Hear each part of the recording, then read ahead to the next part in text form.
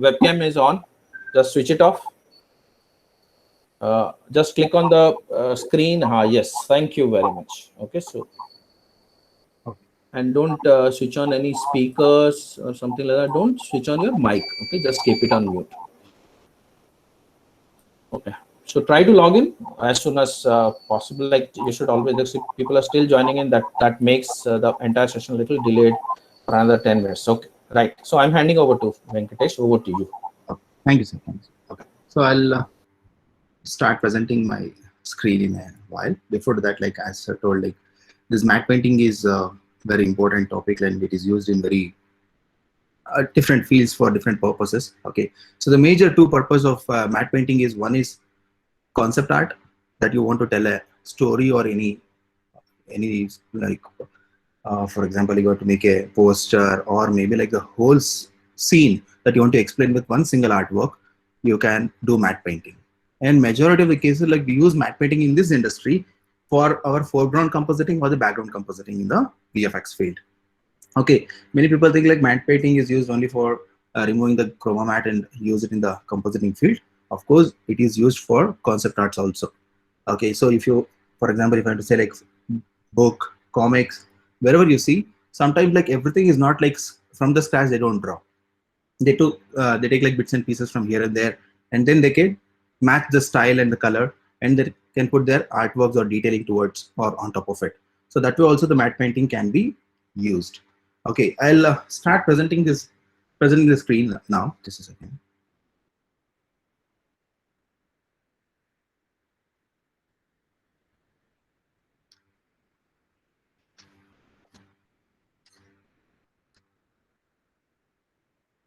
Okay, I hope everyone can see the screen now. So in this session, like rather than like finishing one complete artwork, I wanted to give you like a lot of information about matte painting, and like when you're working in Photoshop, like how you have to manage layers, how you have to use masking methods, and what are the different types of masks that we can use. Okay, whenever you want to make a quick selections, and how you do the color corrections in the right order. So those are the tricks that I'm going to show you in this particular session. And in terms of like how to manage file basically. So overall, I'll be taking it. Okay, so first of all, before starting with session of matte painting, many people ask like, what is this matte painting? Many people say like compositing of multiple images to make as a scene. We call it as matte painting. But generally, this matte painting is not a new concept. Okay, so over a century, we are using this method in filmmaking. Okay, it started from 1907. Basically, the matte is a simple term that you all can understand. This is not like only for VFX. Okay, so matte means which is a non-luster surface, that is like without any glossy or a specular surface. Okay, if you create any artwork, that is called matte painting. Okay, so for example, in the olden days, movies. Okay, so in 1910s or 20s, 30s, those times, what they used to do is like this digital compositing was not there. So what they used to do is something like look at this image. So they used to make the live compositing. Then and there they used to record it. So if they want to create an extension for this particular house, okay, so to make it look like a castle, okay, what they used to do, the artist used to do a matte painting on the glass. That means like it should not reflect back. So that kind of a paints they used to use, so that any kind of a light will not spoil the detailing on the image, okay, or the painting. So that they used to project through the camera and do the live compositing and capture or record. So that is where we started with this term matte painting. Okay, so till now in digital format we started adopting towards. Okay, so don't think like the matte painting is a new form that has come into this VFX field and they're doing it and all. No, really these are oldest things. I'll tell you one thing. So this methods, okay, it's like a cycle. The technology is like a cycle. Tomorrow again we will going back to this same method, but maybe in an advanced way. We will be doing like a live matte painting, compositing, like projection and all these things is going to come, is already been made in few films. Okay, so these things is going to be for your future also. It's not the tool what you use, okay, but the only thing which doesn't change is art. The concept of the matte paint method in future also it is going to remain same, whether you use Photoshop or Nuke or whatever you use, okay, or you do the same method of projection in the future also, but they need an artist who can do the matte painting, who can add or extract or remove an element from the scene by compositing. Okay, so whatever you do that for that particularly, we call it as matte painting. As I said, now the form has little changed, and for concepting certain scenes also we use the matte painting. For example, before planning for a sequence or a scene, we just put the concept art first, like how it should look. Like art direction department will try to do that as a digital form or in form of matte painting, so that everyone will have more proper idea about the scene. Okay, so most of the time digital art is like little bit, it creates a fantasy or a drama, or colors will not be so accurate. You don't understand the reality, because everyone is not like, for example, like an engineer gives an artwork. Okay, every audience cannot understand it. It's something like that. So, but a matte painting can convey for any audience very clearly, because it is towards the reality or realistic approach of an artwork. Okay, so this is what actually the matte painting is used, like how it is being started. And see, this is the different images, like how they used to, not only to add an element, it is foreground compositing also. Either it could be on the background that you could composite in matte paint, or even in the foreground. Okay, you want to add something for the foreground with a parallax. Okay, but you have a restriction that you can't go into the location, you cannot go back or move a camera.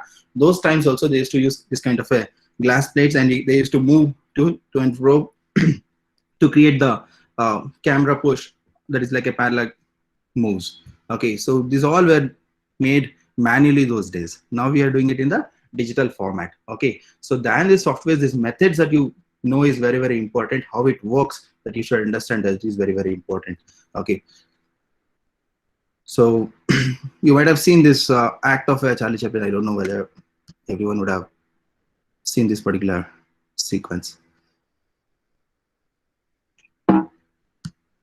Like he travels in the edge of many areas, almost like he tried to feel like falling and all.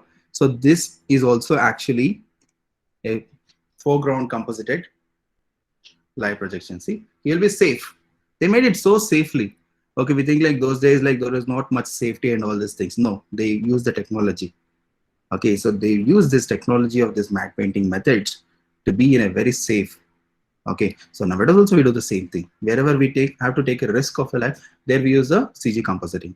Okay, or where we can't create the background sets, there we go for a CG compositing or a matte painting. So that is what from a century we are doing it. Okay, so that is what we're going to see.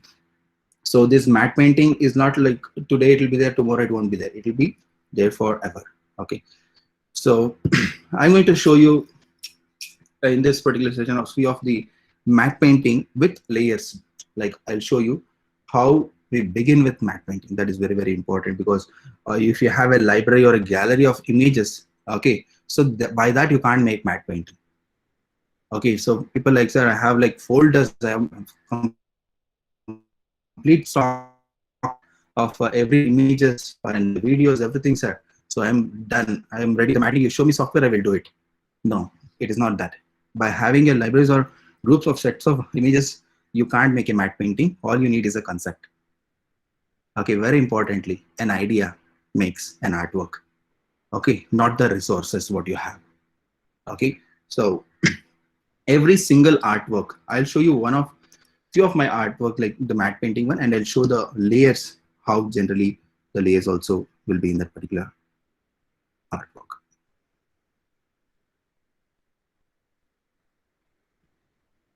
So how it all begins, I'll show you that also.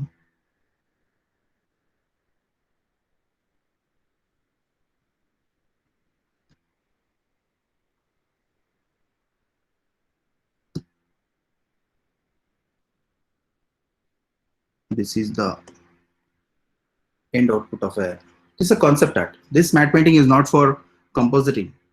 Okay, there are two different ways. As I said, this is a concept. For example, before the shooting is being taking place, so how the set has to be, and how many things has to come there, how many people has to gather there, and what and all has to be made, okay, for ready for that particular shooting, is what the concept basically is. Okay, so I'll show you particularly how many bits and pieces of elements we have taken, and how we have composited this particular artwork.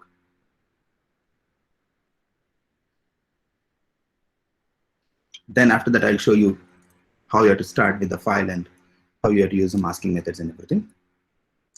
Just have so one by one. So here, terrain or the chopper or the lights. These all are digital created. These are not like taking something from Google and applied. Okay, so last time itself I have shown you like in the digital painting classes, like how you can create light. Okay, you can just put some color of a warm color tone and you can just change the blending mode. Okay, so that makes it look like it is lighting up the pixel there. That is, intensity of the pixel grows there to make it look like they are light.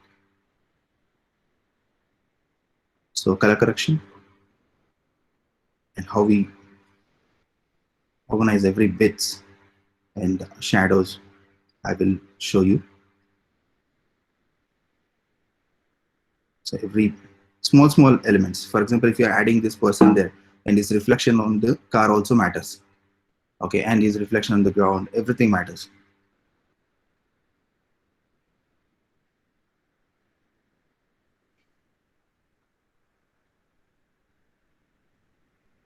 This group of cops, like to find it was very hard, tough. One thing you should understand, like finding the right images for your concept or a sketch from a Google is very hard. You can't explain like what you wanted actually to Google.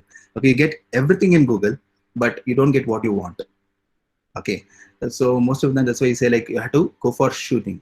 So many times like you have to just take uh, the camera shots in the same eye levels, so that makes your matte painting even more easier rather than sitting and browsing in Google.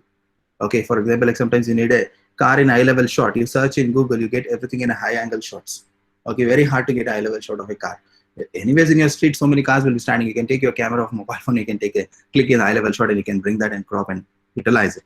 So that makes it much more faster and you can accurately match the camera shot, that is like the camera angle and the size, the focal length, whatever you want. This particular card is in different color. Okay, that looks very hot, so we did color correction here.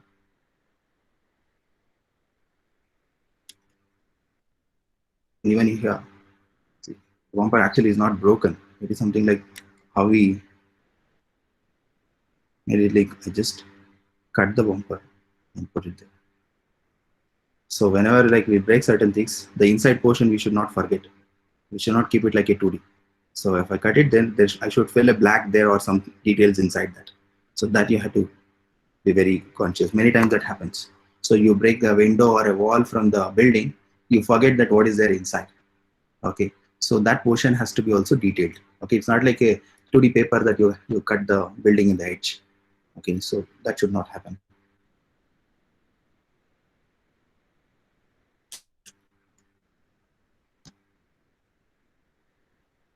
So ultimately, I didn't take anything as a ready. Like almost every bits and pieces in this particular scene is all composited. So even the lights, lamps, because we have first created the concept sketch. So according to that, we started finding in Google, we don't get it. See, like how the sets are made in physically, that way only we made it digitally. You don't find for road, street, if you search anything, no, you don't get exactly the way how you want it. Okay, you are looking for certain of a road, then you have to create them. Okay, so even the side walls or the shops, everything. So even the pieces, okay, even this floor was not so continuous. I have got only one. I have multiplied too many. Even the shadows on that. So both the side wall.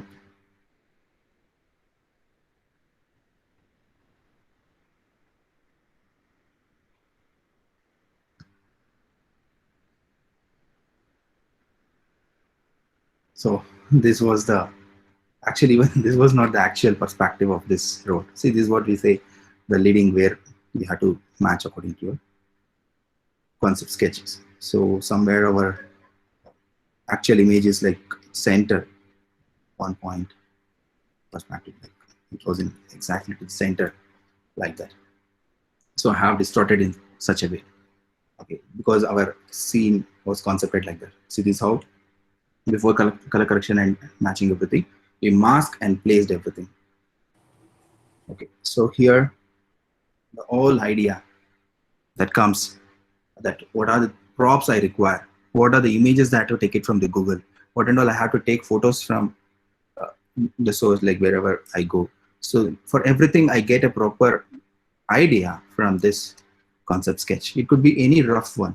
Okay, it's not necessary it should be like a masterpiece. Okay, the idea could be just a rough scribble drawing. Okay, so that should be more than enough. Okay, but we can identify what are the elements that require to compose it. Okay, a matte painting.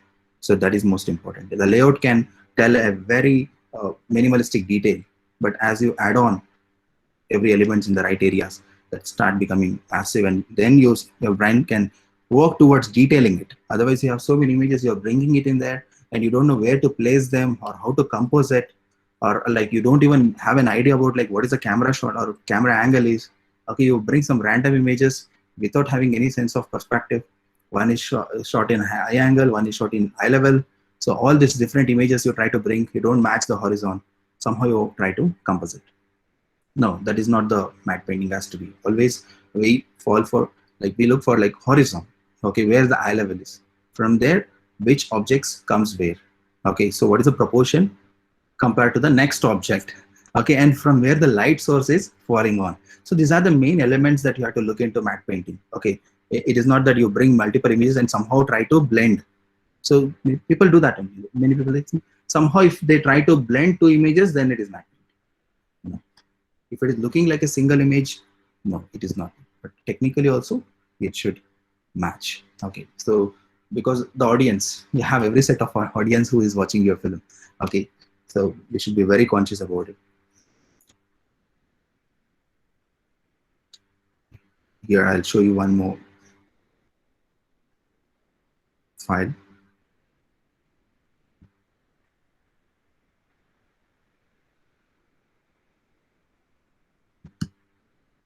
Recently in one of my class session, I have taken this for student. I'll show you that. So basically our layout was this. I started showing them like a digital painting. So how to make some basic layout and start coloring them. So what makes the difference in the digital painting and the matte painting? It's not like always I'm talking about like the cartoonic version. So the idea, that is very important. So what is there? There is a castle, okay, or a fort or anything, and you have a mountain, you have a pathway, and you have some bushes, you have tree and sky.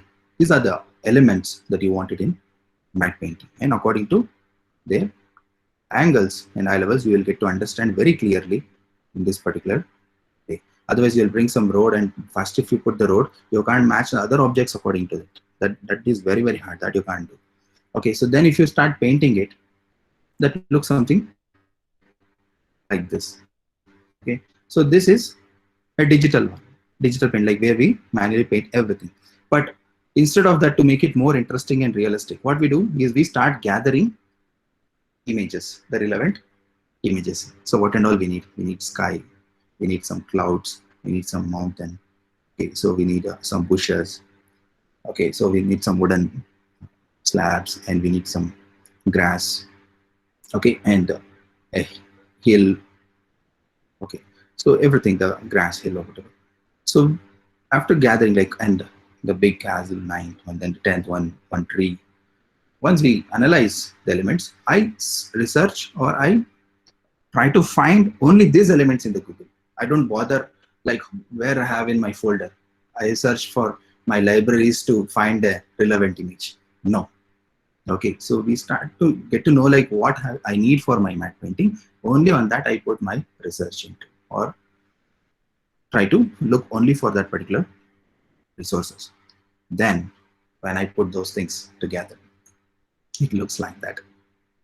So of course that makes a lot of difference, right? Like this is for any cartoon series that we can use it, but not for the VFX film.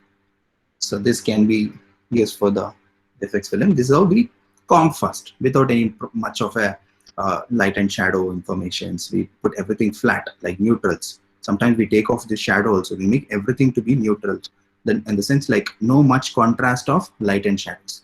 Okay, so that is what we try to do. For example, in this case, if I think this particular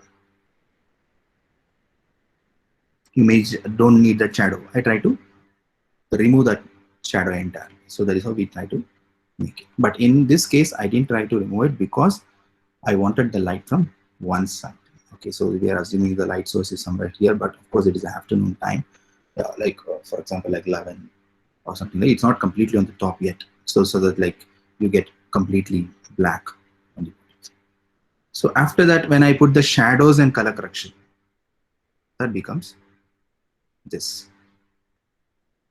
See, one small change in the color correction, and we have put the right angle of shadows according to it everywhere. And we put a little bit of a focus out because this I didn't get a quality image, so somehow that, but this much blur is not required to create the depth.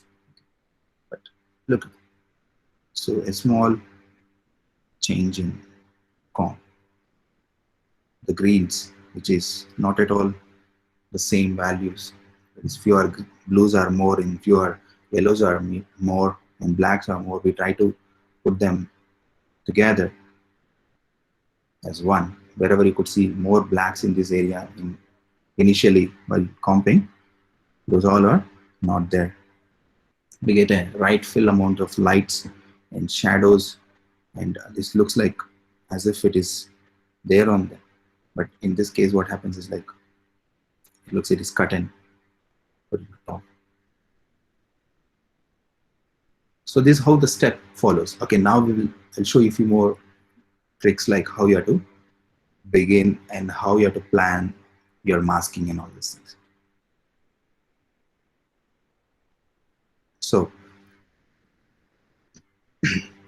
first thing is when you're starting with your matte painting, what the size that you create.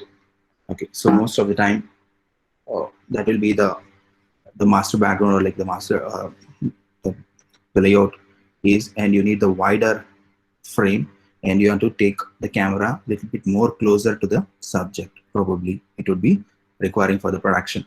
So that time you can think about like 4K resolution of a backgrounds, okay, of a matte painting. Most of the time when they do a matte painting, so they say at least maintain 4K because we need some sort of a camera movements in it. Okay, so if your file cannot handle or your hardware cannot handle it, for initially as a student level, you just try it out with a 2K resolution. That is more than enough. So generally, what do you say, like 2048 at 1080 pixel. With the density of the pixel, you can increase a little more to 300. Okay, so 2K resolution size, and you start creating. You get a wide aspect ratio, okay, of your scene. Then, when I'm bringing some image into the Photoshop, okay, so then I start removing the background to compose it a different object or a prop. So what are the things that you have to look into? I'll show you that.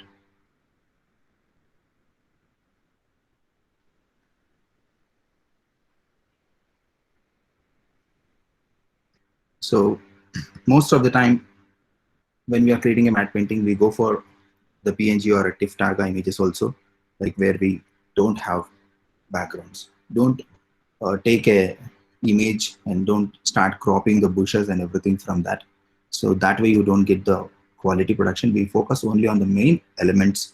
Okay, for example, the cast and all, only those things we try to rotoscope and all with the manual selection.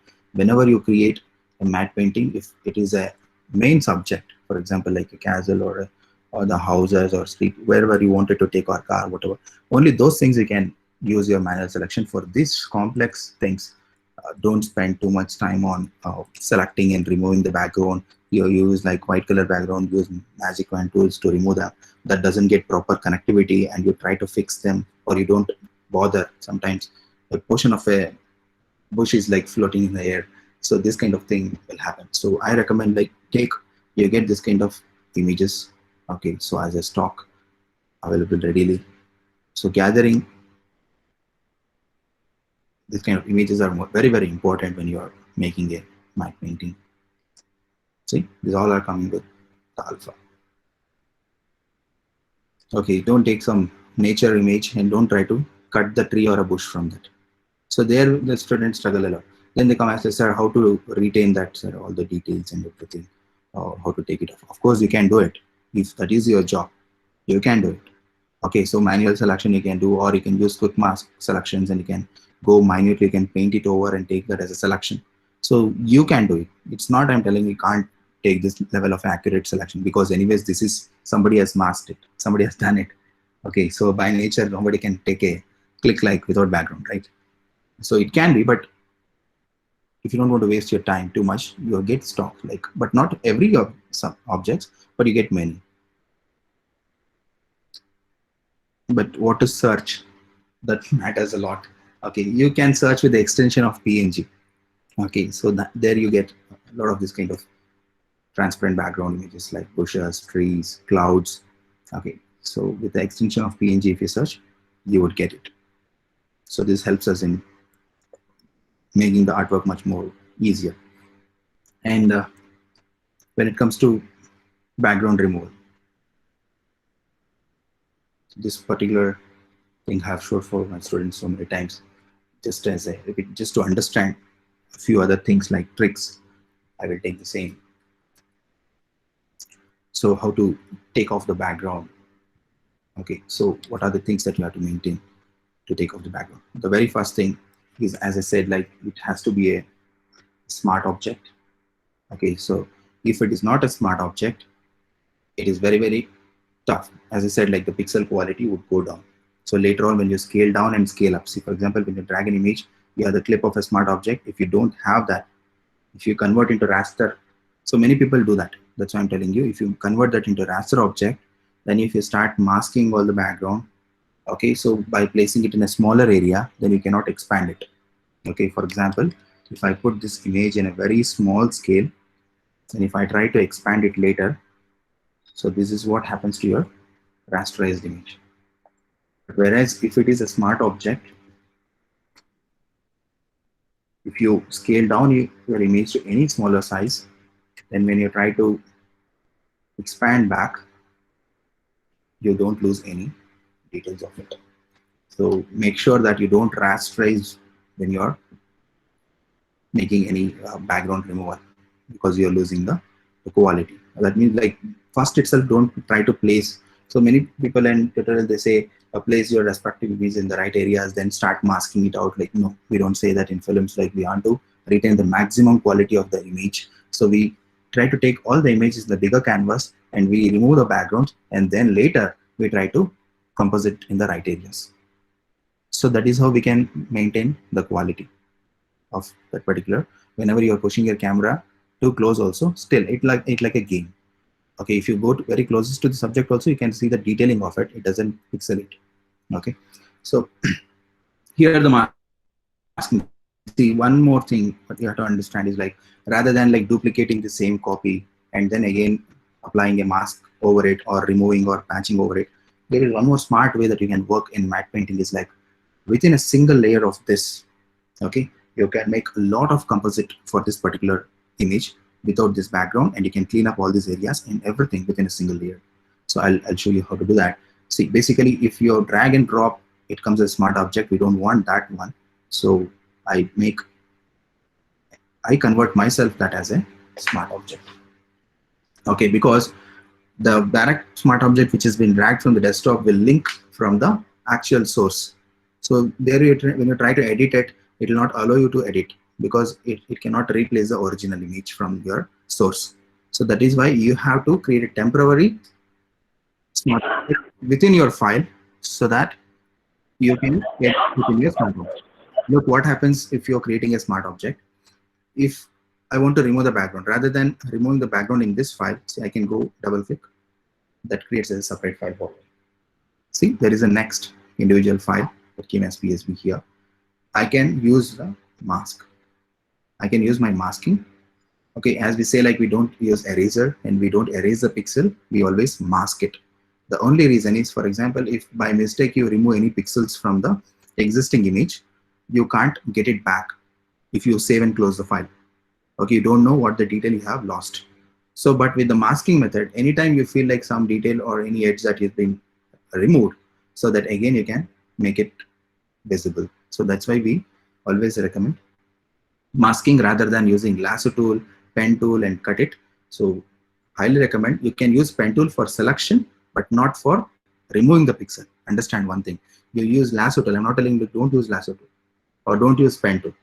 I'm telling you guys, like, use this selection tool, but ultimately you have to fill a mask. You should not delete the pixel. So understand the meaning of it. Okay. You have to create the layer mask from your layer option here. Add the layer mask. Okay. So then you go with brush or lasso tool or pen tool. According to your convenience, you can use anything, but you have to fill black in this area. That's what you have to do. We know that the black makes it transparent, and white makes it opaque back. Okay. So here I can adjust the hardness. If it is completely hard, there's nothing like feathering. So if it is completely hard, you get like a scissor cut, sharp cut. And if it is little lesser, then you will get a amount of feather. So most of the time, it is not necessary that you have to keep the feather in the beginning. You can make a very crisp sharp cut, and later also you can add the feathering in your mask. So that you can do easily. Okay, so a little amount makes you neat mask. And we know this concept like black and white. We either have to use black for 100%, making it transparent area, and white to make it opaque back. So in between, if you want, don't use opacity. I as like use opacity to little hide. Okay, because opacity, you know how it works. For example, first stroke you make with 50%, then second stroke you overcross that with 50%. So in the middle where the intersect has happened, no, that area will be more percentage of transparency. So you should use gray values. Understand one thing very clearly here: whenever you're masking, use gray values rather than opacity. Okay, so using gray values gives an accurate, transparent evidence. Is like you need a gradually, it has to blend. You have to use a gray, and if you put it in the middle, that is gradation of white to black. If you use, that is the best way that you can make it, not with transparency. Okay, anyways, let's see. These are the presets. If you are on, and spacing is too much, so it's creating a dot. See, hope you guys are understanding this method. Like, my file is here, I've converted into smart object, and I double click and entered inside to make it, to remove the background in a separate file. So as in when I do that, okay, so then if I try to save this, you know what happens? It gets updated there in your file. Look at that, it's getting transparent there. So your area is single layer is there. You don't have any mask in this layer. It feels like completely it is removed permanently. Okay, but still you have the information of that particular file. If you close also, you can anytime double click on the smart object, but still you have seen. The another advantage is like you can add layers also, and you can composite some of the elements, or you can do some healing things and everything, but still you can save, but without multiple layers, you have a single layer. So that means like for your camera projection in that aspect, if you think, okay, so hardly like you have like 5-6 layers, okay, so that you can easily you do your camera parallel. Or if you create a matte painting using 40-50 layers, just now which I showed, that is a concept art. For concept art, you don't bother. But if you're making something for your camera projection to composite in the background, so there you have to very well, you have to manage your layers. There 50 layers, you can't take it to After Effects or Nuke, and you cannot do that. Okay, so you have to make it very minimalistic. So that time, this is a method that you have to use.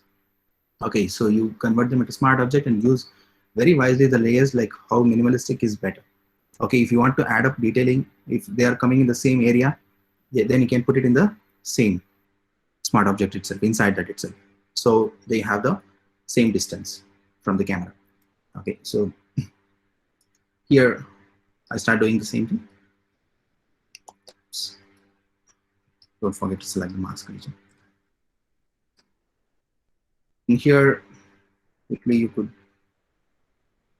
use your brush to mask, or if you are comfortable, you can use your pen to mask. Okay, take it off.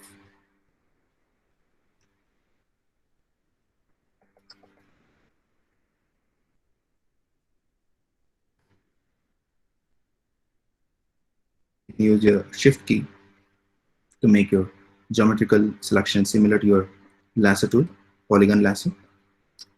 Within your brush, you can do that with the selection of shift. When you hold shift, see this kind of problems. When you by mistake take off, easy. You can put the shortcut X. X is to swap the black to white, the foreground to background. You can swap the color of the foreground and background with the shortcut key X. So you put it back to white and you can paint. See? So this is like understanding the contours with circles. Like either you can subtract or add with the same brush.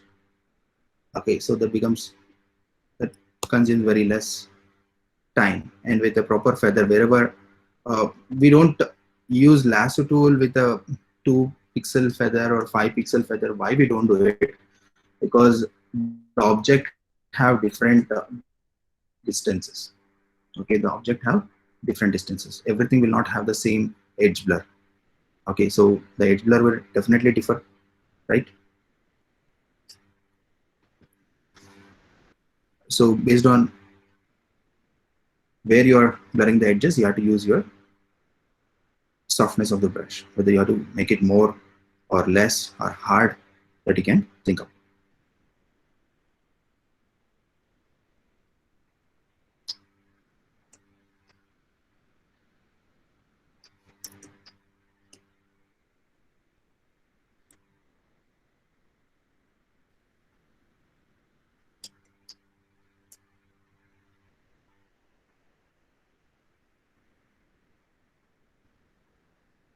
So here, quickly, I just put the X and paint it. Then again back to X, and again remove it. This is like a garbage. So we can easily select the lasso tool and fill black color. All we need is like you have to take out the edges close to the subject very clearly.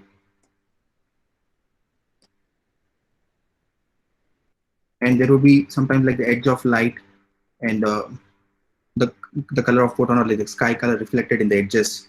So how to fix them and all, I'll show you in the color correction time, like how you have to manually. Don't reduce the volume. Okay, so since the green is falling on the face or the blue is falling on the any edge of the element, we can't reduce that area. Okay, so the volume should not go down. We have to do the color correction to remove those blue areas or the green areas. That is what you have to do. You should not, like, if you take a little bit inside, then that will go. You should not do that. Try to retain the details.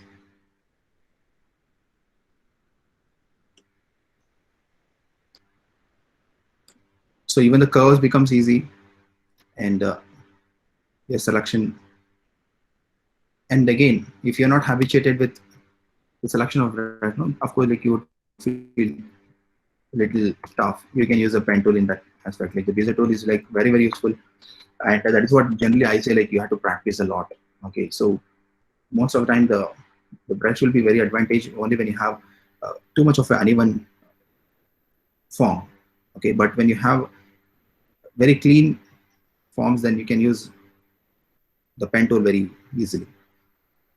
Whenever I find like little bit complexity is there in the selection, then I pick the brush, because that is the ultimate thing. Like you can scale down, scale up, make the curves so quickly, and take it to the any accuracy very cleanly, because my smoothing will be up there, so I can easily do that.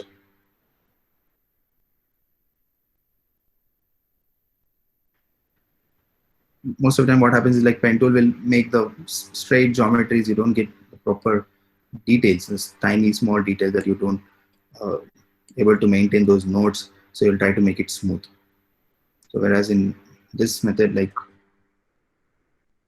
you can retain very minute tiny details without losing any details in the image.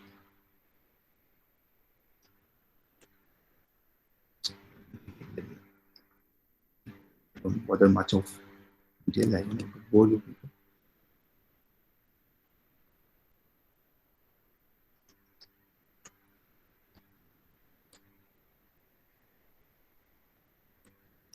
Take this out. So if you get the edge, the remaining thing is pretty easy, as we know.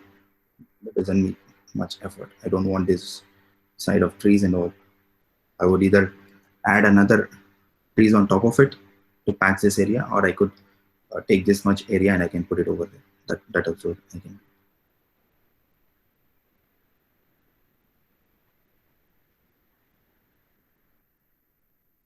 Now you can be very free. Easily you can go around. Then you can take a lasso cutter or painter also to remove this.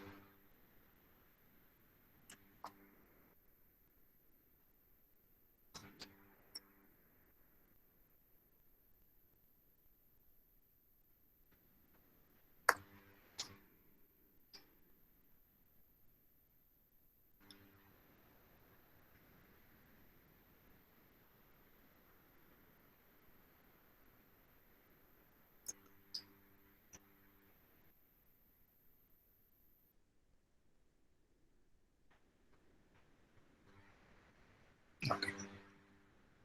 So ultimately, like once all done,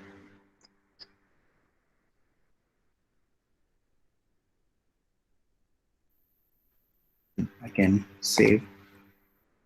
So as in when I save here, as we know, it would be ready with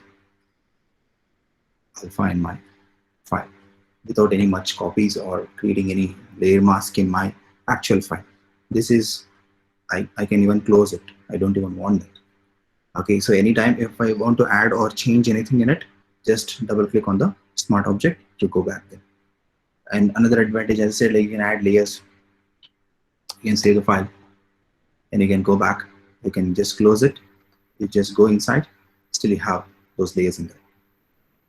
So it's like working inside a symbol or a comp. Okay, that's how the smart object works in Photoshop. And here now we can do the basic corrections, whatever is required, not according to the scene. As I said, like first we have to take out every finer details out of the each image, and we have to cut off the shadows, and we have to make the color equal. So what are the environment colors are there on the elements that we have to retain first. Then we can go correcting in the final project to match according to the source slide. Okay, so that is what the step is. That's how you have to think that. So now in this case, some sort of complication will come sometimes for you. This would be there. So I'm showing you that also how to get it. In case, so I want to cut this portion with the help of lasso. I want to just take this much of a portion and I want to put it on the other side here. I'll put it on the other side here. So what happens, since we have done only the masking, right? We have just done the masking here. We have not permanently removed it. So when I take the selection of this roughly, and if I take a copy, see, that comes with the information of the background. Again, we have to start masking. So rather than doing it, so if you need the permanent, the alpha information out of this image, so you can just merge the image, or like you can just make it as a raster image directly, or I reckon like it's pretty quickly you can do with just adding a new layer and merge along with this mask layer.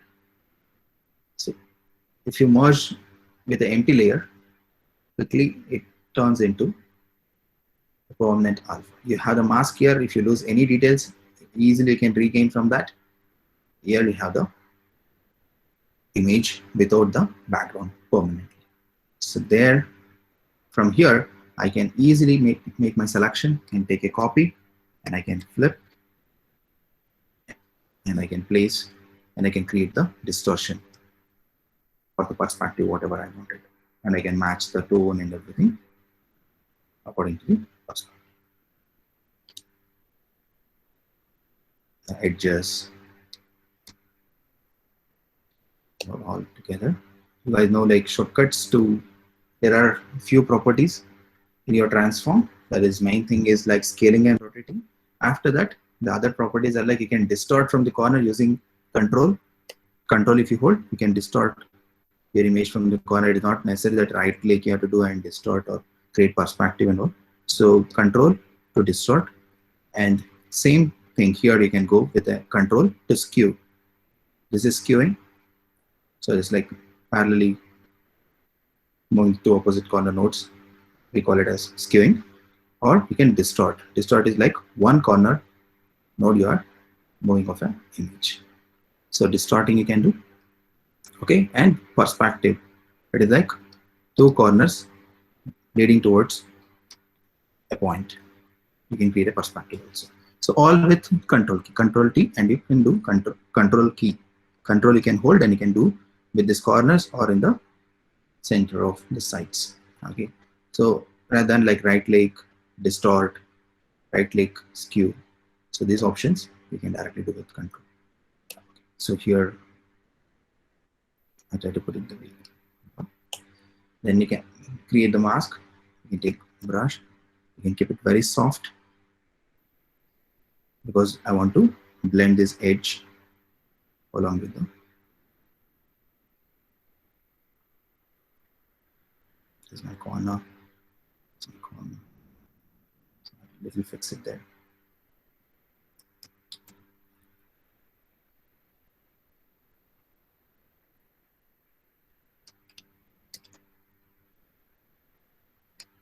You can extend it. This line I can easily extend rather than understand.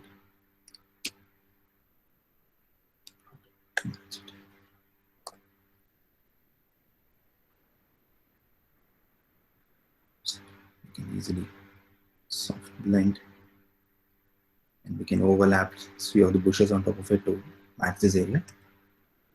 Here in the below, use the polygon lasso, and this is the information that I wanted to patch there.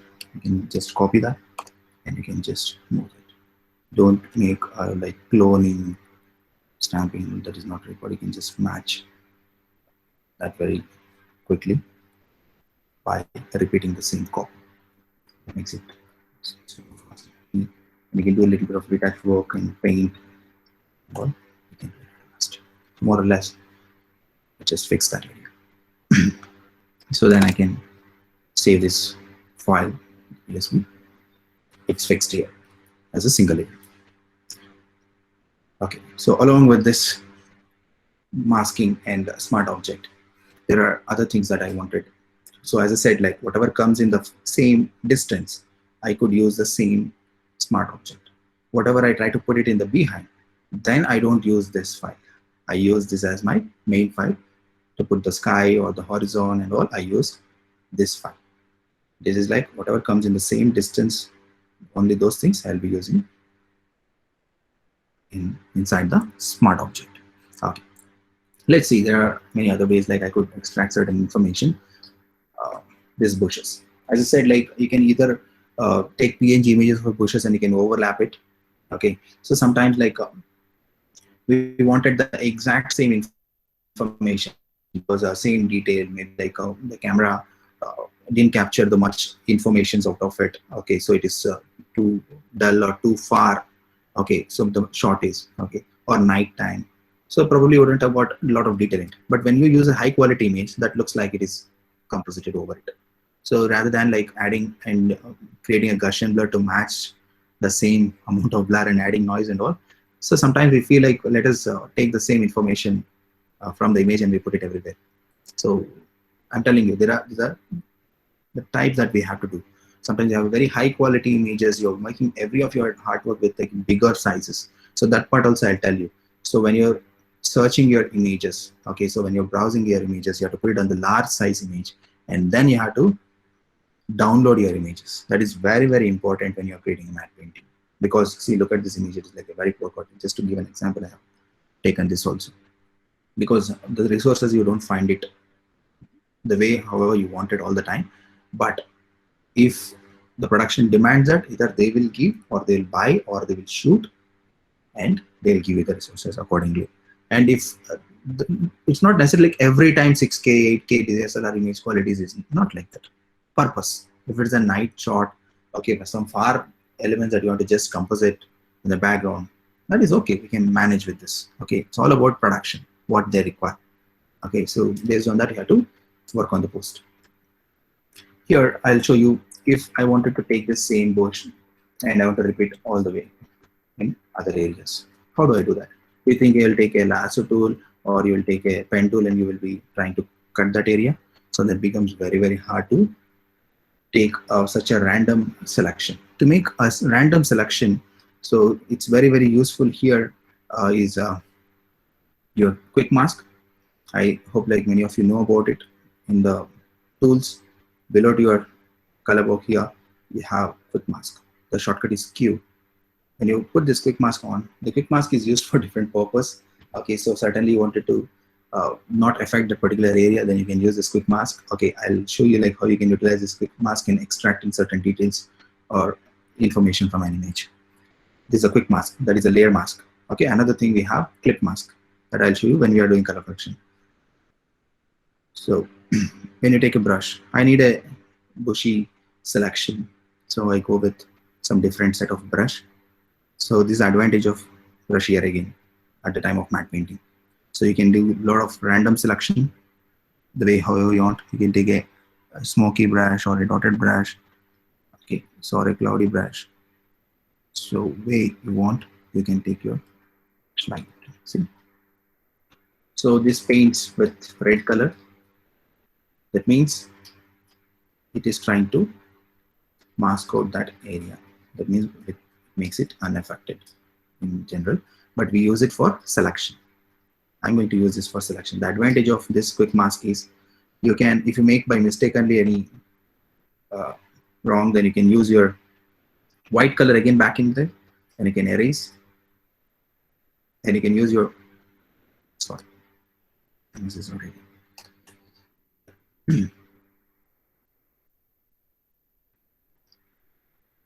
You can either paint or either you can erase, and even you can use the opacity to partially select. It is like the transparency also you can select, only like as it gets edge, so a little bit feather type I want to take my selection. So I can use opacity and I can slightly soft erase I can do so that they don't come with very hard edges. So that makes my selection so comfortable with quick mask in the edges, so that can blend and I put multiple one over another. So this is the way I could select even randomly, that is like more, can put it a little randomly like small, big, so to make it look a little natural. So after that, what you have to do is simple. You have to release the quick mask. Just release this quick mask. Again, the shortcut is Q. So you get the selection. So this randomly, you can't select with your lasso tool or a pen tool. So what makes this is like you can inverse your selection. Okay, because it is selected actually the outside area. So copy, that is a duplicate. So you get a selection of this bush. See, we can put it one top of another. You have the space of gaps also. We can just put them in multiple. I've used the eraser also to erase in the middle. So I'm getting it like see-through. Whatever I put in the behind also will be visible in the background a little. So it's so soft feathered and very nice for composite. Okay, and this extra of this white line, you can use the marquee tool and you can just remove that.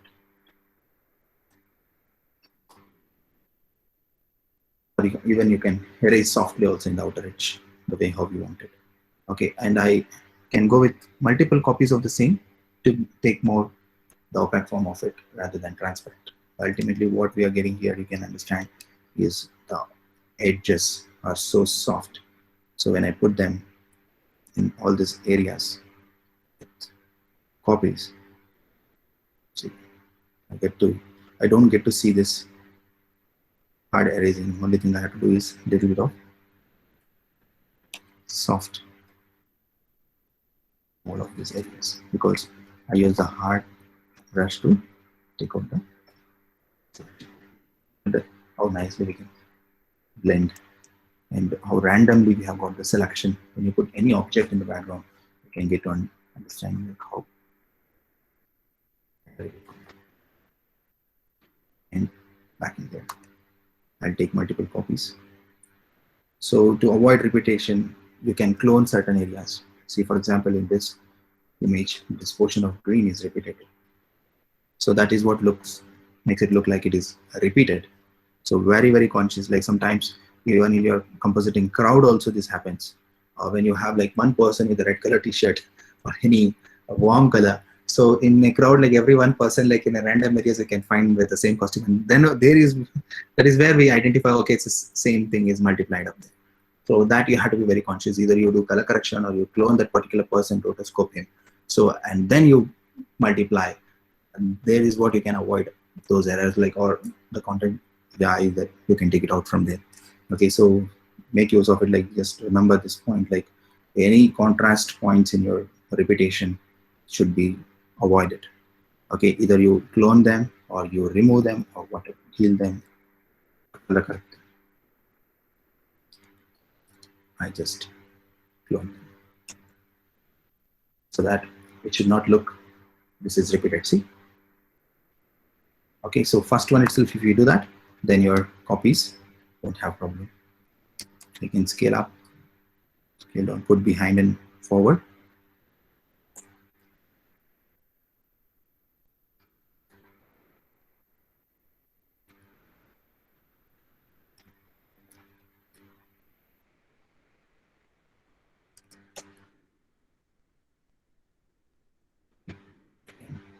Keep matching. So this area here, you can use some other push, or the same thing is also fine. Put it over, and we can to avoid. So ultimately, well, ready. Okay, so here the extension, canvas size extension is different.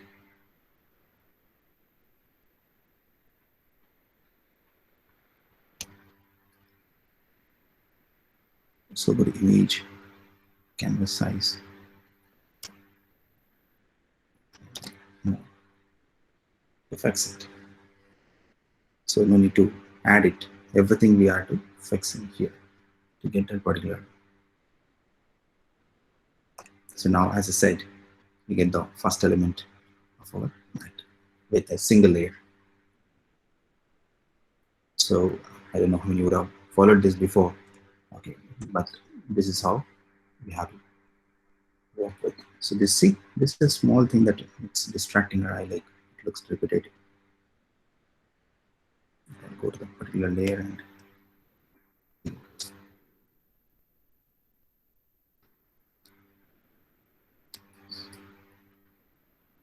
not any such.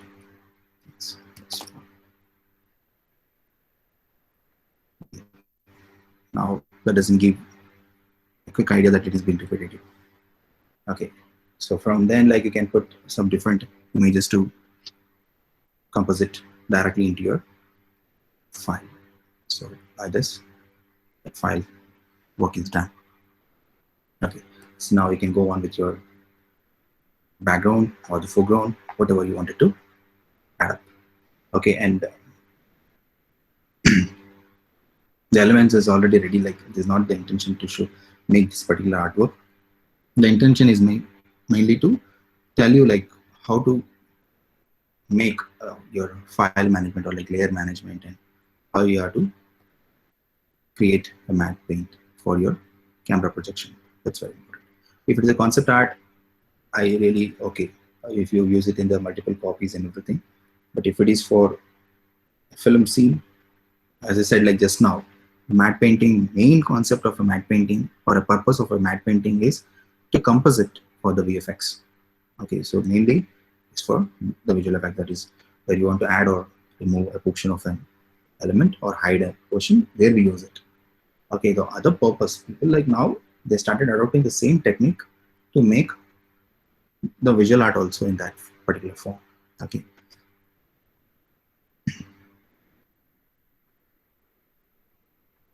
So we have a lot of resources available here.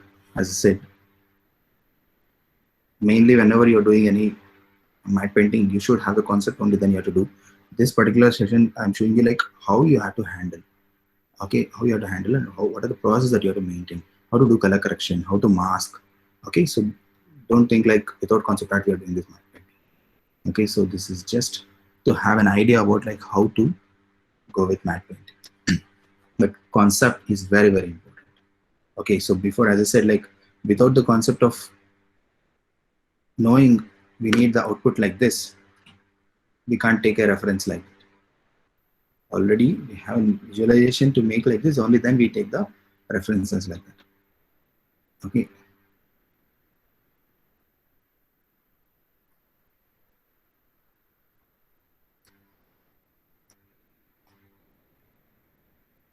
So here,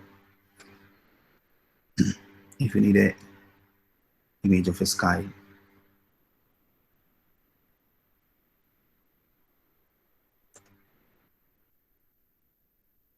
for like you have to decide the time,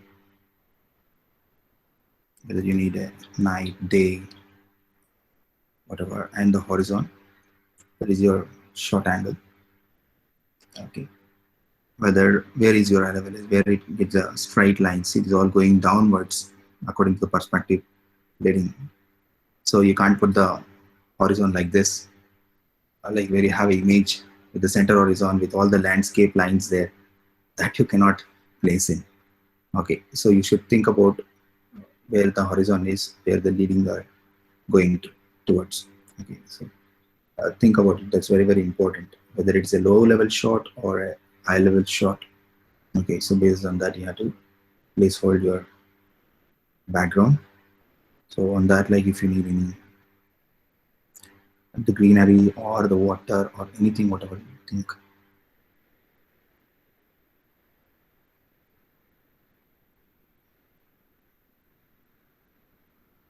You can take any. Mainly I'm going to concentrate on color correction. So don't place an image like this. Don't place an image like this with the center horizon. Okay, so this looks like it is tilted. It's going to fall back. Okay. In this particular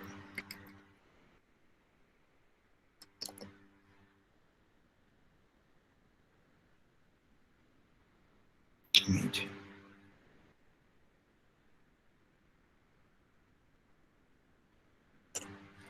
and add a layer mask. Oops. With the feather is also okay, or later also I can just make a quick selection and alt delete.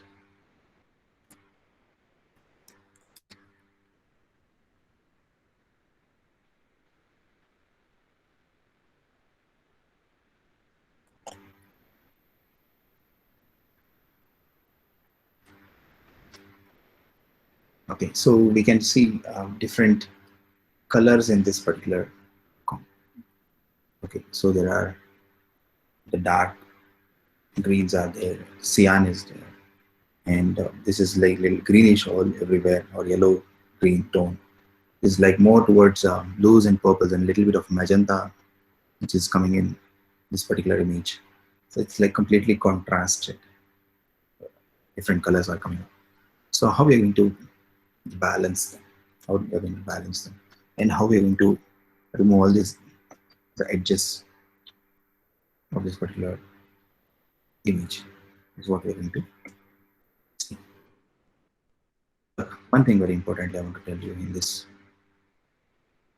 For example, maybe if you make this as a raster element, and if you try to ever use hue saturation to make your color correction, it's a very wrong idea, I'll tell you. Or color balance if you have ever used to match the color. Why? I'll tell you now. If you try to shift your color for different levels, the way however you wanted to match it, for example, like this, you feel like it is matching up. Okay, fine, that is enough. Okay, in extreme way, I'll tell you, because a little bit of difference you will not feel it. I'll put it like extreme. You made it something like completely darkened out. For example, you click OK. Do you think you can ever get back this image into right form, like previously how it was? By any of your adjustments, you can't bring back that. Gone is gone. For that purpose, what you do, you keep a copies and they start working. So instead of that, generally in matte painting, we use adjustment layers. Like rather than directly applying a hue saturation to an image by rasterizing it, we retain the smart objects and we apply an adjustment layer of hue saturation. See, there we get the new layer of hue saturation. Wherever, like whenever by mistake you put any kind of a change in color, I close it. If you save your file and open next day also, if you just again double click on the adjustment, you get to know what are the corrections that you have made. You can put them back into their values so that you can retain your image back. You can completely retain your image back in form. Okay, so it's very important to use the adjustment layers when you are going with color correction or the lighting correction for the image. Okay, because that comes in a different layer, and along with that you have a mask. Along with that you have a mask. That means you can decide out of your whole image rather than selecting and doing a hue saturation or taking a portion of an image and only doing color correction for that particular. You can mask out the areas where it has to affect or it is not required. So that is the biggest advantage what you have in your adjustment layers. Okay, so slightly if I want to push this color towards green, I can easily move that in terms of adjustment layer. Then I want to add a level for you guys. I think you guys know about this adjustments. This adjustments is either here, you can take as adjustment layer, or you can go to image adjustments. So these are your direct adjustment to the image. These are the layers which comes in your adjustment. So basically what you use shortcut is for this adjustments, not for adjustment layer. Okay, in the beginning, like what the main elements are there, you see, for that only the shortcut they will give. That is like Control L, Control M for your lighting correction. That is value correction. And the hue, color balance is for your color correction. This is your color correction. This is your light correction. These are the effects that you could create, and these are the amount of highlights and shadows that you can remove out of your image. So that means the white values and the black values. To make it neutral, we use this shadows and highlights. Very, very important. So I have not seen many people using it, but it's very useful. Shadows and highlights. Remember, you want to take out the hard shadows from any image, you can use this quickly to remove it. But rather than putting it on here in adjustment, I generally use it inside it like this. Here I do it. So here is what generally I try to do that, to take off the shadows. Okay, so these are the final adjustment layers we are going to add up. So one is hue, another is level. So even level also, if you directly put Control L, you can't bring back the adjustment what you have made. But if you're using adjustment layer, only then you have that ability to fix it. Okay, so amount of depth, whatever you want, you can correct. Similarly, so one problem happens in this is like, since we are adding the adjustment layer above to this background, it is not affecting anything in the foreground, which is on the topmost. But when I create on the top of a next layer, the color correction, that is hue saturation or color balance, basically, when I put that in the next. So when it's a single color, most of the time we use hue saturation to shift the color. When you have a multiple color in an image, you should not use much of the hue, because every hue in an image shift to the next color. It's not that only it pushes towards green. So already existing, if there is like red and it pushes to purple. Okay, so generally every areas you should not use saturation. You want to balance the color, then you have to use always the color balance. If it is a single color, see the sky is having almost a single color, so that's why I'm using the saturation. Even the water, almost a single color, I could see like it's all the cyan values is what I can see, greens and cyan. So we can use the hue saturation to shift it. But you have a colorful image, there you should not use a hue and you should not shift it. You have to make a color balance to balance the temperature of an image. Okay, so and to suppress the intensity of the pixel and all, hue saturation, because you have the saturation control in hue saturation, but you don't have that in color balance. Only you can match the temperature in color balance, but you want to suppress or increase the intensity of the color or shift a single color value to the next, all the individual colors, then you can use the hue saturation. So here again, same thing. See, I could shift it. See, when I shift, what's happening? It's not only changing the color of water, it's changing the color of the sky also, because the adjustment layer is on top. Below to that, what is there? The water layer. Below to that, what you have? The sky layer. It affects for everything. If you don't want that to happen, so there we use method, another masking method, that is clip masking. Create clip mask. So when you clip the clip mask, like when you create the clip mask, that affects only for the below layer. It affects only on the below layer. It doesn't calculate all the layers in the below. Okay, understand this? It affects only in the below layer of the adjustment. It doesn't take all the below layers of the adjustment. So now what happens when you shift your hues? See, it affects only on the water. So here is where like your clipping mask. See, one way of a graphic designing, clipping mask can be used for your whatever the shape you have in the below, and you can put an painting on artwork on top or an image and you can mask it. But generally that is the same thing. That is like the concept of clipping mask is, so the particular thing what you do that affects the below layer. Okay, so that's what basically the clip mask works for. So I can shift towards the green. See, I have to suppress it, as I just said, is what I'm meaning. If you do any color correction with color balance, you will not be able to put this down because the intensity of this blue is too high. You have to put it down first, and then you can go with the shift of color to match. Okay, so even a little bit of lightness, the depth is too much, so I can make it little dark. So to match the sky color. Okay, so some people like I've seen sky will be like colorful orange, yellow, purple, but water is blue color. No, so understand. I know from your schools you know that doesn't have any color that reflects the color in the environment. So you should match with the environment space, or for example, if it is topmost, some color is there in the sky that can fall in the water. Variations are there. Any one of the color also can be dominating on the water, but you should not put completely a contrast color for water in the sky. Okay, so you shouldn't do that. So here we put few fixes on that, and ultimately here in this particular raster, if I want to finally put them all into a merge, in case put it all in a group and take a merge. As I said just now, I want to take off all these shadows from here. So where I go with adjustments and take off the shadows, look at this, it became neutral completely. I will show you the difference, what happens. So when I put off all the shadows, all the darker areas has vanished and got a lot of details in every area. HDR. So high dynamic range, that everywhere you have the color that could be seen. So one of the very important thing that what you have to correct in the image most of the time when you're shooting in the afternoon times, you have a lot of shadows coming up there. So those shadows, like you can't put a fill light all the way in shoot or comp.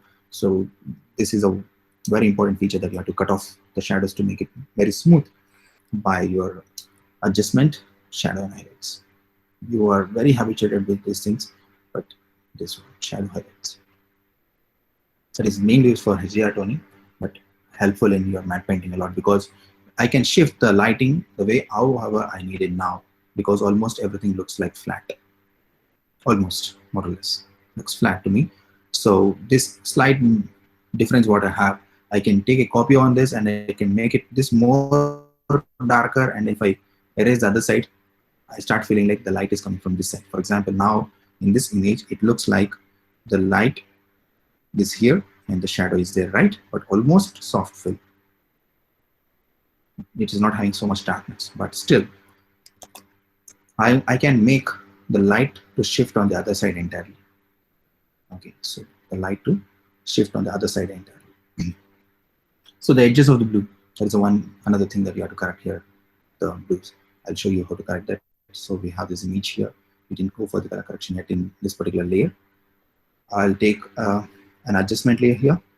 So go with selective color. So this is one of the another aspect or very important aspect like of color correction.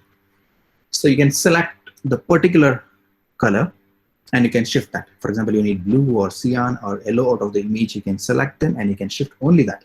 As I said, the hue saturation will not do that. Hue will shift according to their respective colors. Okay, but selective colors will work on the selected color region only. Okay, if for example, I say yellow, wherever there is a yellow information, that can be shifted towards blue or magenta. So the color temperature changing is very, very good in this particular way. That is like I go to cyan or blue. So for example, I can cut off.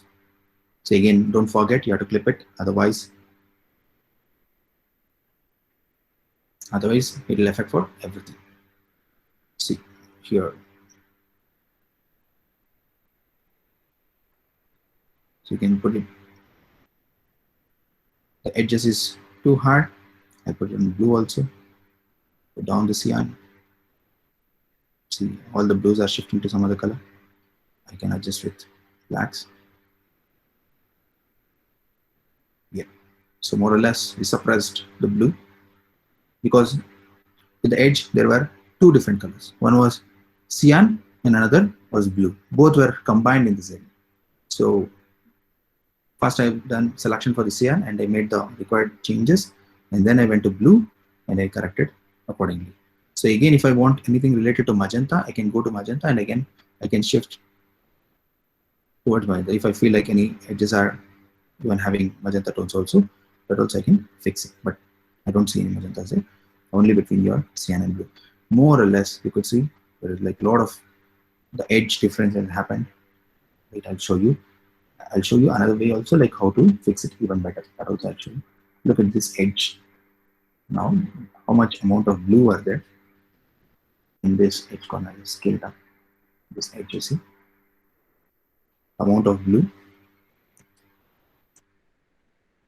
is not suppressed.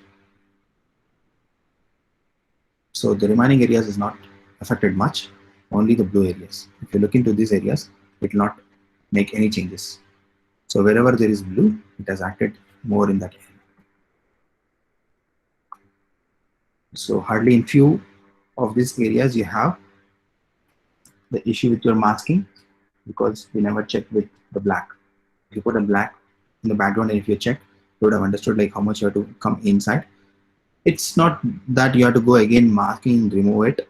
Okay, you can do another way also, that you can go inside and you can start doing. See, for example, like what I was studying now is checking. How to check whether the edges are fine or not. You can put the two different colors. That is either black. See, in here you'll understand what are the errors that you have made, the mess. See, this portion you have not erased. See, this is not removed. This is not removed properly. Here you have some issue. So this portion is not at all fine. Since you are erasing on the white background, we don't try to find out all this. So after you mask out, there's one step that you should not mess it out. So I was just waiting for this to come so that I can explain. Otherwise, you'll understand why unnecessarily is doing so many things. Okay, so now you'll understand why important to check with black, because whatever the fixes that you try to do it in color correction in this very contrast bright areas, a little amount of pixel which you left makes it very, very hard to do those corrections. Either you mask the edges or you can do one more thing. If you don't want to work again on this particular areas, okay, what you have these tools. These are the very important tools. Like you have dodge, burn, sponge. Last time also I told you, in digital painting, this will create the light, this will create the shadow, this will desaturate or saturate an image. So these are the saturated areas. Okay, have high intensity. Either you can burn them or you can sponge them. When you're burning, sometimes it would create a lot of problem in making it black, and depending on what color you're using. Sometimes you can just desaturate if you don't want to make it look like too black. Sometimes it looks like it burnt out. So sometimes you can just sponge them out so to suppress those blue. Look at this edge. So a little bit of a color correction you have to do. You can't bring direct blue, and if you keep on doing it too much, the area become black and white. First you have to do the color correction with selective color, then after you can do this. Okay, so don't think, why can't we do this directly?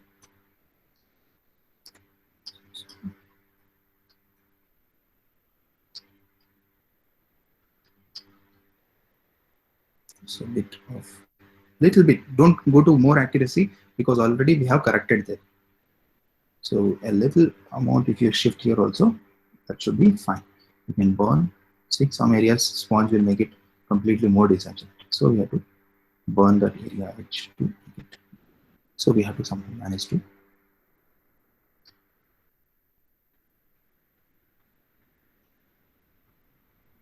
fixing those edges.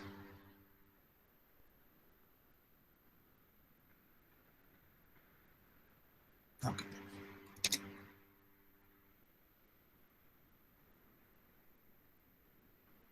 So now you see you don't get out. I'm about to take off this black.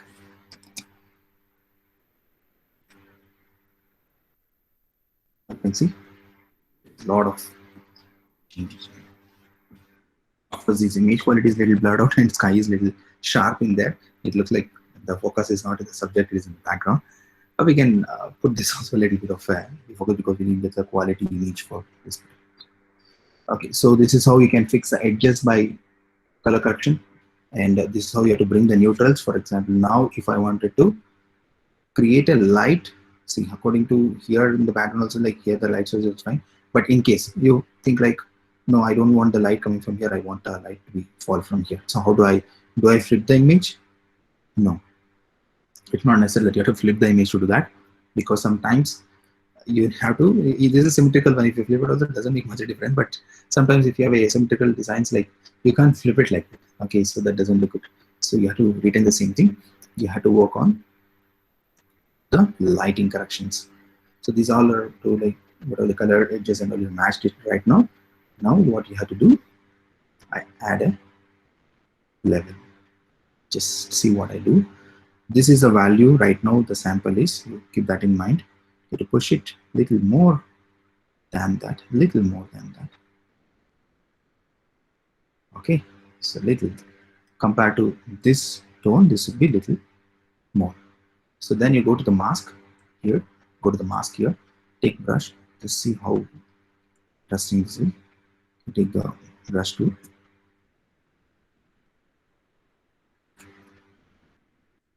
As I put the mask here, you know what happens? That area, the level will not work. That means the level will not work here.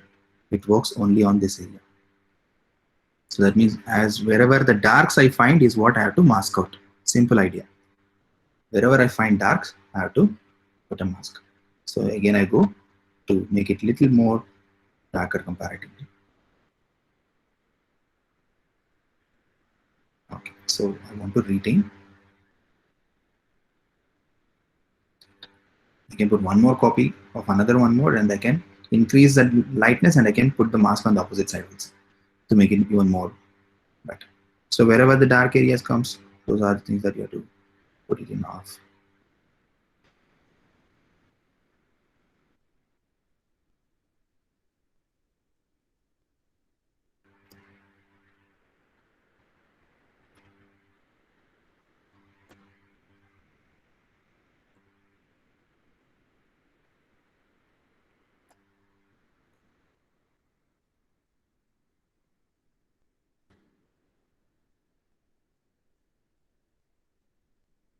But more finely you have to do it.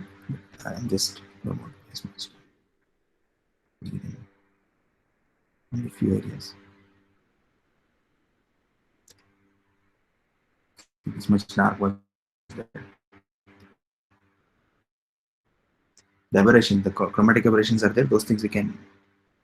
It has come because it is a low quality image.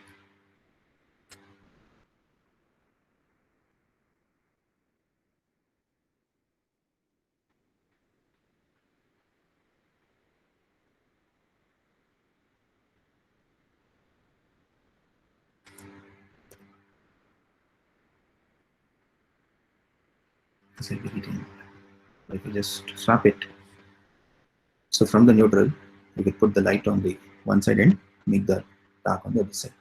So you can balance them. So this is not relevant for this background. I'm just telling you how you can swap the light. That means the value you have to extend a little more by making it neutral first. In the sense, you have to almost flatten. Okay, so something like a log footage. You guys know about log footage? Okay, so when you take a record of a log, that gives all the neutral values, that is the gray values only. The shadows and whites also will be almost towards a little bit of a push of grays of towards light and dark. You don't have the extreme contrast ranges of gray values. You should make your image almost like that. Only then again you have to work on the color and the light. The first purpose of matte painting, like first we put them all flat, then we work or make the color correction accordingly. Directly, if there is some sort of a saturated color, directly we don't shift the colors to something else. We bring them all to same values, like the gray values, and then we start putting the adding our lights or the colors. Okay, so I hope like so far you guys are understanding or following like whatever I'm trying to tell and what is very importantly that you have to work with. Is there any doubts that you have till now? So you can just put the mask again here. So you can create the variation of light.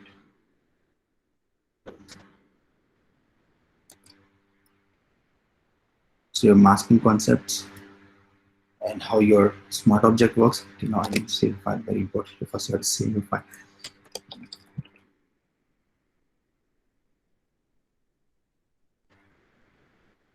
Okay, so this the PSB we don't want. With very 3 layers with color correction and the adjustments is what is there in our matte. So this layer properties could be merged along with it, or see, this is just to have an idea how it looks, for example. So these are the same values. Without taking these layers, I can take these 3 layers into After Effects and I can put the same adjustments there. Same adjustments, I can work on them. Okay, or if you're using Nuke, you can put the same values of adjustments there also. But the bridging is very easy from Photoshop to After Effects because Adobe, when you take it to Nuke, of course, there would be some different nodes that you have to work with. Okay, so, but the basic idea of color correction, where we have to push the values, where you have to match background, those things and all becomes very complex directly when you do it in those kind of softwares. So you get a proper balance here, then you take it to the pro level of color grading and all in those tools to match, and you can put the edges of light, small thing, you can mask out, you can animate the mask. Okay, so for example, one source of light, hardly it has to fall somewhere, and it has, according to the camera move, that has to move. Those things and all will be added up later at the time of camera projection. Okay, hope you guys are understanding what I'm saying.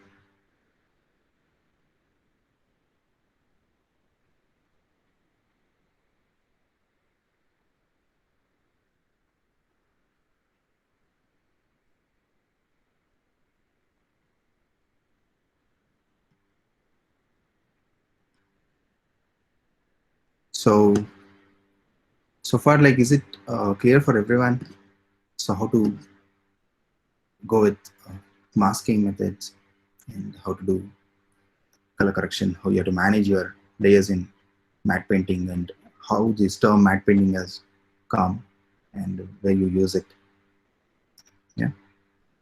You guys have any questions towards? Because I can keep going on until it finishes, but of course, like that will be more boring for you sitting for a long hour. But main thing is you should understand like file size and concept sketch which you make to find your resources, then how you mask them and how you refine those edges and how you do color correction in such a systematic way, okay, without losing the quality of an image. Those are the very important aspects here. Okay. And smoke, dust, things and all also you can overlap it, but most of the time I tell you in a single concept art we needed that within Photoshop, but when you're doing it on the post compositing, that time we use footages of these things in compositing tools. Okay, so rather than creating that within Photoshop. So the smoke, dust and all is a pretty simple concept, whether you can use any PNG images or you can put it, or you can just paint them with whites and you can put there. But in this particular scene, like it is not mandatory. Like I said, like I don't make like a very wow kind of a matte painting, but mainly you have to focus on how you have to organize with matte painting. I hope you guys understood this quick mask also. Just many times, many people will not be using it. Wherever you have a very complex selection, as I said, the tree and all you want to select from the image, you can switch on the quick mask. You take a brush, just painting over the tree wherever it is, however it has grown. Just release it and take a copy. You'll see how finer the selection that you get it with pen tool or any lasso tool. That easily you can't do it. So that makes it more easier with your quick mask. And finally, the last and topmost of all the layers without any uh, property of your adjustments, here you do have something called photo filter in your adjustments.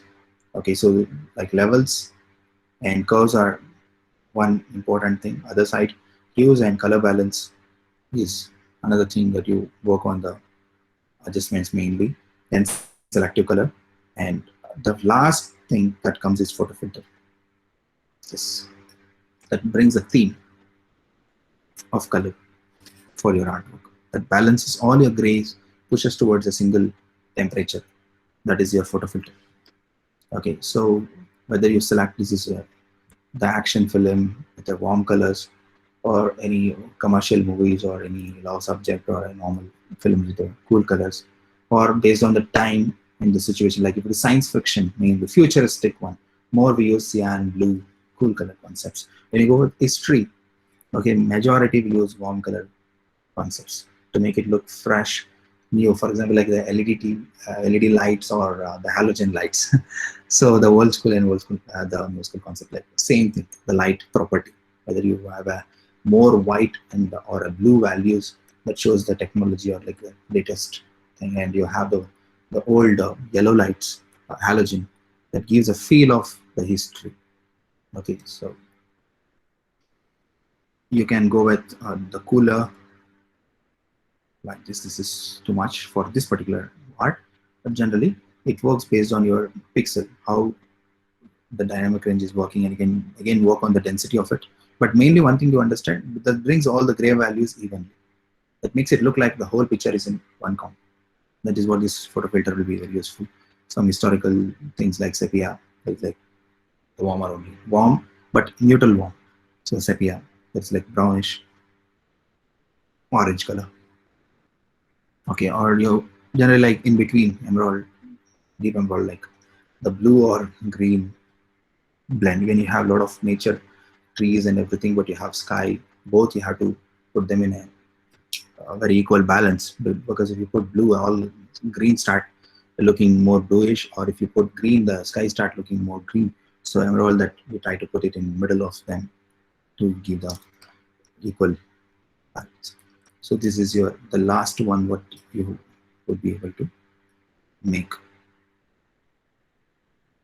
Almost like we try to match all the colors, so you don't find a major difference in this. So more or less it looks same, but of course in a scale level we could find they are becoming more close colors. Okay, whereas without that you would find little bit of purplish or magenta, and this would go little greenish still. So there would be a slight difference that you would correct and fix it with your photo filter. And the last one more thing is, you always use a smart object, because another thing what you have, for example, you want to create a blur, you want to create a blur in here, for example lens blur or a Gaussian blur, whatever. So any amount that I apply, I maybe like sometimes I mistakenly put it too much of a blur. First I feel like it is okay, but later I feel it is looking like a cutout. So then again I have to correct. If it is smart object, your filter is again there. You can just go into that and again you can fix it. That becomes very easy. But if it is a rasterized element, so your blur you can't bring back. Okay, you can't fix it. You guys know about it. I think if I wouldn't have made this a smart object, no, for example, if this is a rastered layer, it's a rasterized layer if it is, then if you go put an amount of blur, by chance you put it little extra, and you click OK, confirm the project, and then you save it and close open. Next day you can't bring back the detail because you don't have any control over it. But when you have a smart object, you have all the control. At any point of time, you can bring back the detailing. Just a little amount I have put so that I would match the same quality even in the background. And this edges that I could make it smooth. So basically, when I do it in Photoshop, I don't use feather and all. As I said, I use more the tools. In the sense, I take the blur tool. I take the blur tool based on how far it is and how close it is. I put the amount of blur there. So if you want, you can use your background color so that you understand how much amount of blur that you are using on the edges. So you can just blur those edges to blend along with the background rather than keeping it too sharp. See, you can use here. Overall, you should not put it equally the same. Understand, because the distance are very important to create the edge blur. Okay, so how closely you can make it so finer, but quickly I'm just doing it. So for the edges of it would be different. Again, if I put the, maybe if you assume this whole is a casual and I have one more front projection is there, front elevation is there. For that, I would put little lesser, than for back, I would add more little.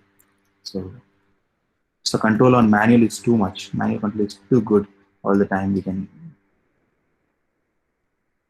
analyze all the actual physical properties of the lens and all. Then you get a proper idea of like how you could do it. Otherwise, you put all together as the same feather, that doesn't look so good. It looks like evenly focused out in the edges, or like try to match the edges.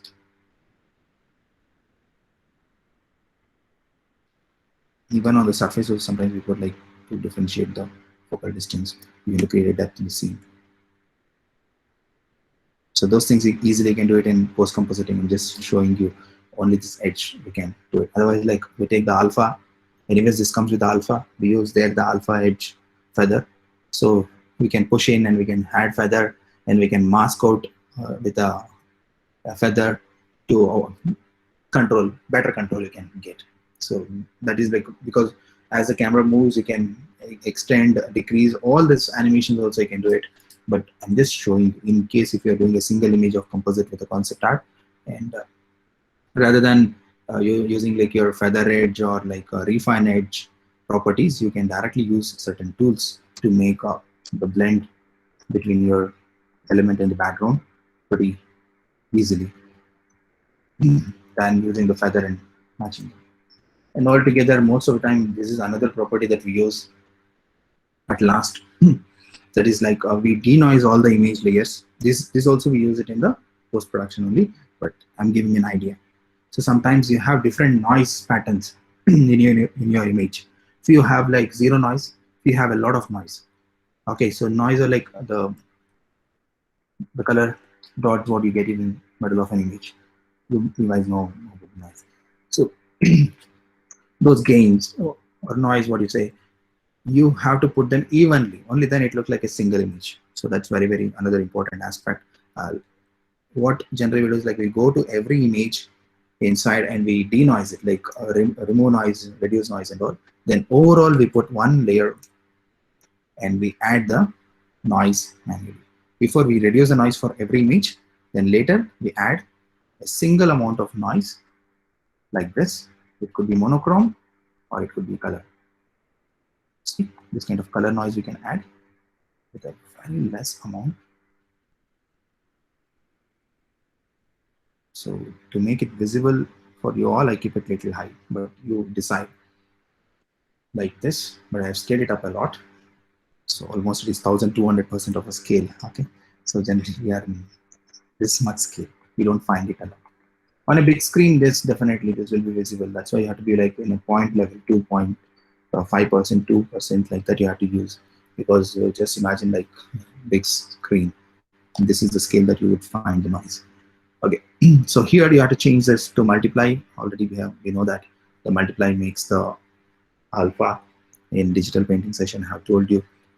And this is how we create a noise. And if you want to have it a little softer, we could just put the Gaussian blur. Before blurring it out, just now I told you, don't forget to make it as a smart object. Then you go on your filter. because you can control them by chance if you make it more or less. So this is the way you put the noise and little soft them to match the noise gains throughout an image as a single one, so that you can avoid to make it look like it is different cut. So overall, it looks like a single artwork by your filter and by your noise. Okay. So and the lighting what you produce from your image. So I think that should be fine for today. Otherwise, it becomes too much. You understand only the last point and you forget all the initial things, whatever I have told. So if you guys have any questions that you can ask.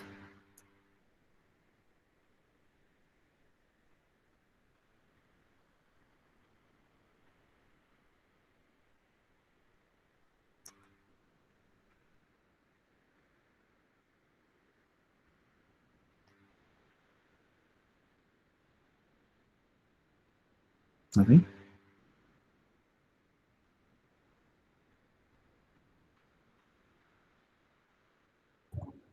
Hello. Yeah. Yeah, thank you. It was a wonderful class. Learned a lot, and I would be more curious to know about using this. I mean, like I'm quite new here, so I'm also just a beginner trying to learn matte painting.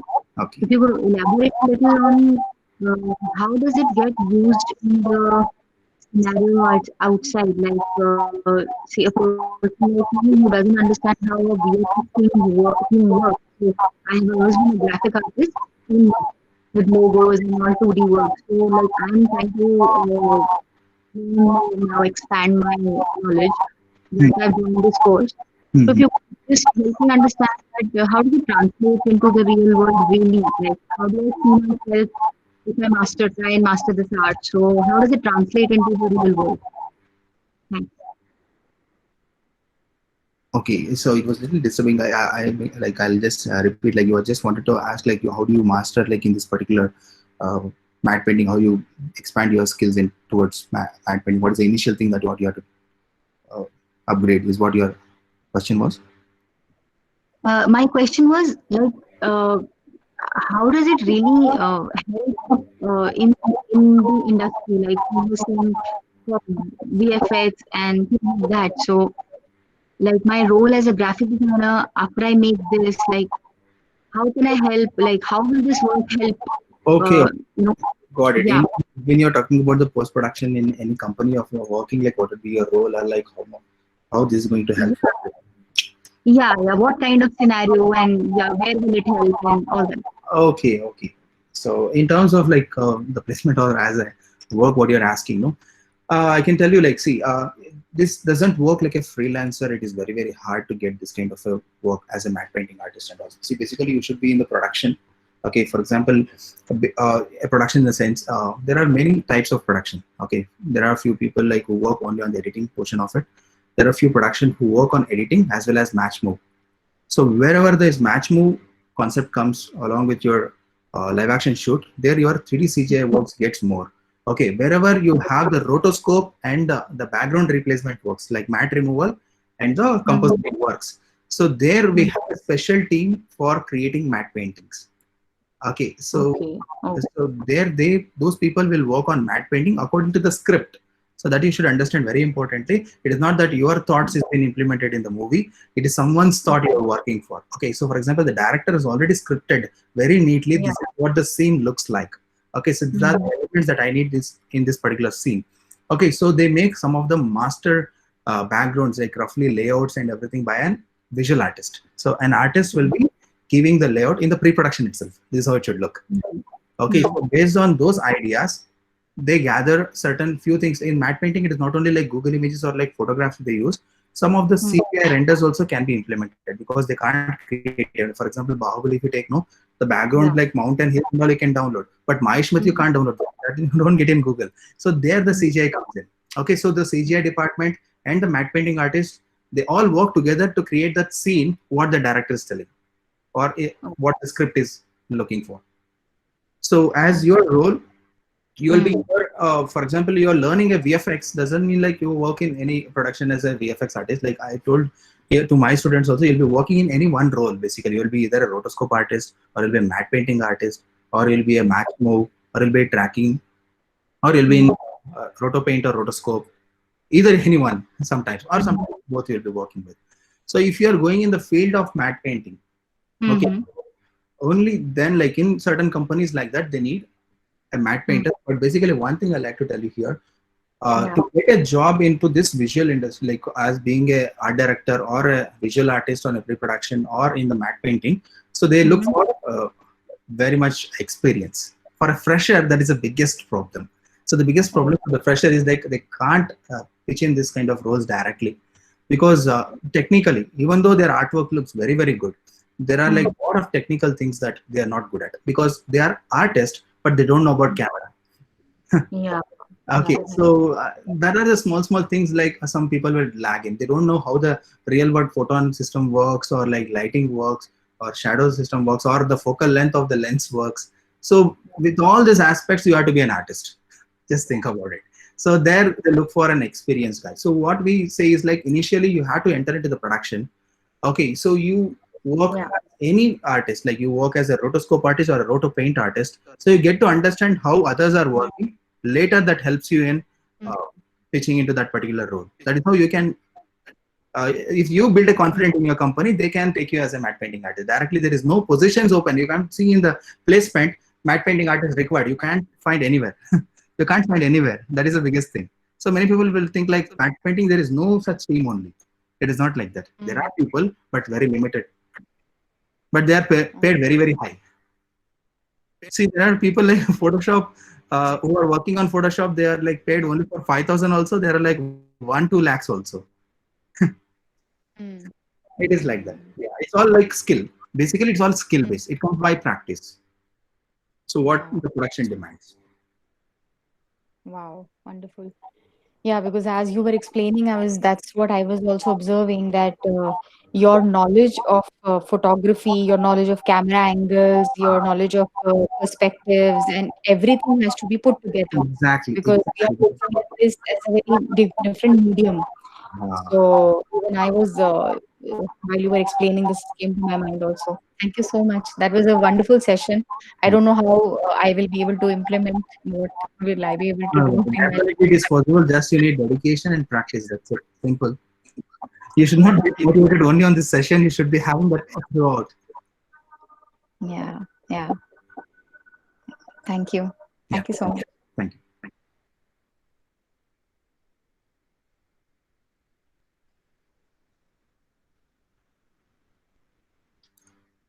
So I think students are having no questions.